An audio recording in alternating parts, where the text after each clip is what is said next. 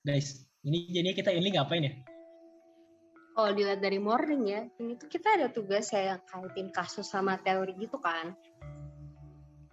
Nah iya sih, mau bahas kasus narkoba aja nggak? Kan sekarang lagi banyak banget tuh artis yang pakai narkoba.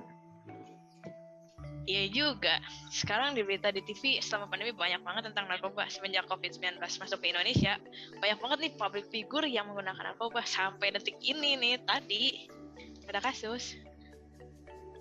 Iya, belum lama kelar kasusnya Nia Ramadhani, udah aja kasus siapa sih itu yang membernya Kahitna? Padahal kemarin udah baru ada konser loh. Ini gue rada kurang ya berarti ya. Kudet nih gue. Kalau dilihat-lihat ya, sekarang tuh kan kita lagi ada di masa pandemi COVID ya, walaupun kayak bentar lagi katanya itu selesai kan. Apalagi kan katanya bentar lagi juga kita kayak mau masuk kuliah juga kan, mungkin ya udah mau selesai. Tapi karena pandemi COVID ini tuh kebanyakan orang tuh malah jatuhnya banyak yang masuk ke narkoba gitu. Jadi kayak gara-gara pandemi COVID ini tuh jadi kayak artis-artis tuh banyak yang terjerat kasus narkoba kayak gitu. Bener banget, dari fakta beredar ada beberapa faktor yang memicu seseorang menggunakan narkoba pada saat pandemi COVID-19 ini. Di antaranya ada kemiskinan, konflik, dan pendidikan yang terbatas. Kalian tahu nggak sih selama pandemi ini banyak negara mencatat peningkatan penggunaan ganja dan penggunaan obat-obatan farmasi non-medis? Tapi kayak misalkan kalau kemiskinan kan emang udah lama gitu, oke gitu. Tapi kayak misalkan COVID itu kan menurun, tapi kenapa bisa kayak yang bejegek gitu langsung jeger gitu banyak gitu kasusnya? Sebenarnya tuh memang ya pada masa pandemi COVID ini tuh orang-orang tuh cenderung mentalnya tuh lebih lemah ya. Kayak kita juga bisa lihat lah ya fakta-fakta yang beredar. Terus tuh orang-orang zaman sekarang pun semenjak COVID ini tuh cenderung lebih mudah tuh buat kayak ngambil jalan tercepat gitu. Jadi kayak ketika mereka pusing, ketika mereka galau tuh mereka tuh cenderung ya jatuhnya ke narkoba gitu. Ya contohnya kayak ganja yang barusan kayak Sekar bilang yang artis muda itu, dan masih banyak lagi kayak gitu. Apalagi si narkoba ini kan bisa ngilangin capek, sakit, pusing, bahasa tapi ya cuma bentar doang ya. Ujung-ujungnya masalahnya bakal nambah banyak. Nah itu.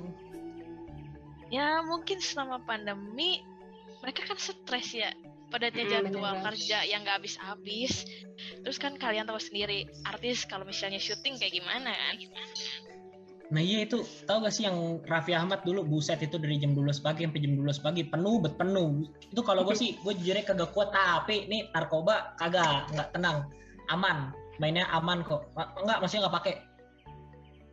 Setuju. Kayak artis tuh kayak diminta tuh buat profesional dalam menjalani kayak menjalani aktivitas mereka gitu. Kayak contohnya tadi kata Jeff, kayak dari jam 12 malam sampai 12 siang tuh mereka harus kayak terus kerja.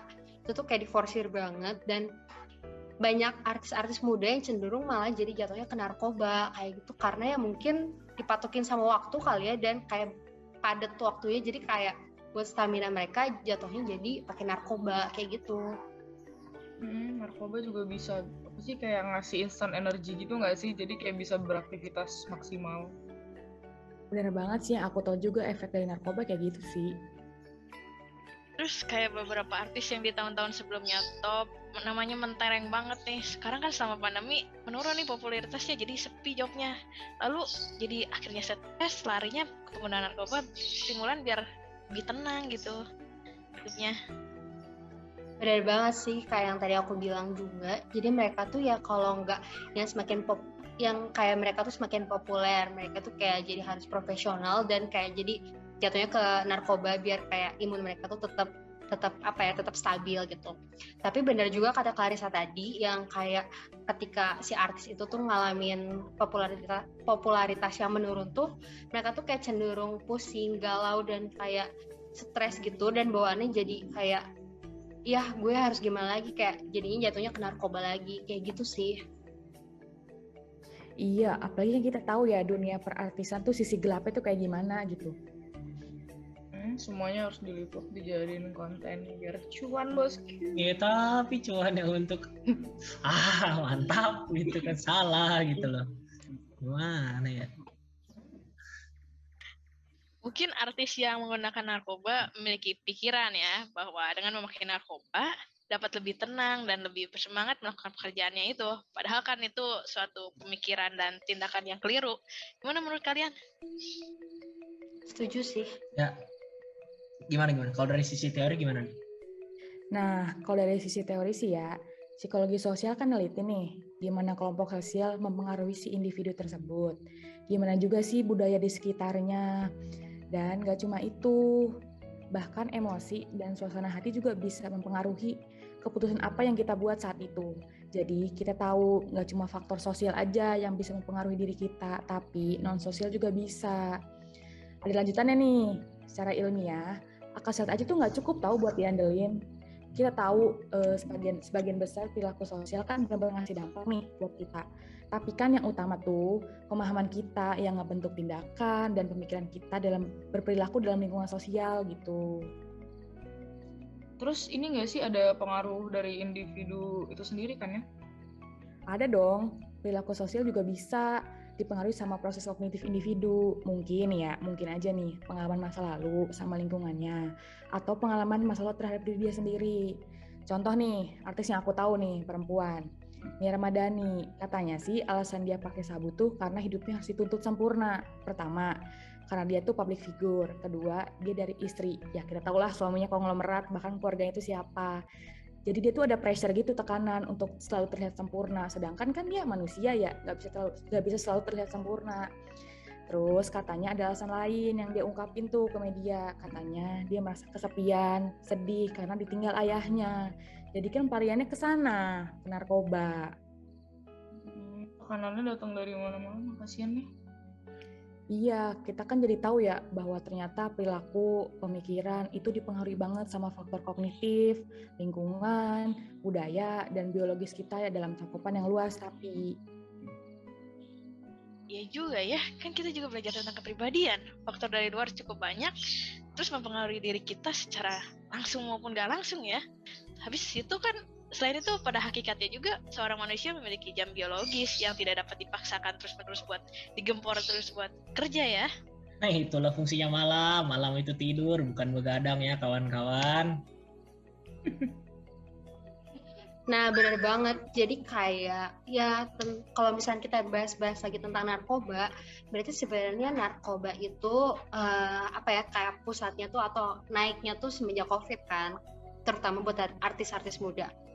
Terus lagi ditambah mungkin karena popularitas yang naik, jadi sesuai yang tadi aku udah omongin dan kita bahas juga, jadi kayak karena mereka merasa diri mereka butuh stamina yang kuat dan harus stabil, jadi kayak mereka banyak konsumsi narkoba, kayak contohnya ganja. Dan kalau misalkan mereka ngerasa kayak popularitas mereka mulai menurun, kayak Clarissa tadi bilang, itu tuh kayak mereka jadi ngerasa stres ataupun galau gitu, jadi mereka ya jatuhnya ke hal yang cepet aja gitu, jadi kayak narkoba. Terus bener juga tadi yang udah dibahas sama Sofi sama Sekar, itu tuh kayak sebenarnya ada faktor internal eksternal kan ya, berarti jadi kayak mungkin internalnya kayak stres, galau, dan kalau eksternalnya tuh mungkin dari lingkungan yang kayak kurang mendukung kita gitu, jadi kayak lingkungan yang negatif gitu. Terus kita ya juga internalnya lagi kayak down dan kayak kita jadi ke bawah suasana gitu, makanya kita tuh kayak jadi bisa pakai si narkoba itu kayak gitu kan ya, berarti kayak kurang lebih kalau kita bahas tentang narkoba. Udah nggak ada kurang nggak ada lebih kok, cukup biar cepet selesai aja ini diskusinya. Udah malam kan, tadi nggak boleh begadang ya. Oh iya. Benar Bakal begadang. Nggak boleh, tidur cepet dah. Jadi kita tinggal catat konsep sama progres aja ya. Iya. Iya benar. Oke, thank dah you. berarti udah bye ya guys, bye. Bye guys. Dulu ya guys, jangan narkoba. Hey.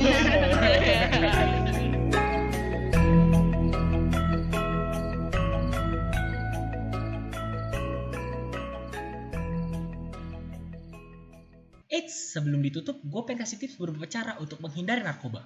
Pertama, jangan pernah menyentuh yang namanya narkoba. Kedua, kalian harus cari tahu efek negatif dari narkoba itu. Yang ketiga, kalian harus cari lingkungan yang positif agar kalian bisa berkembang. Dan keempat, lakukan hobi-hobi yang positif seperti membaca, olahraga, dan lainnya. Bye-bye.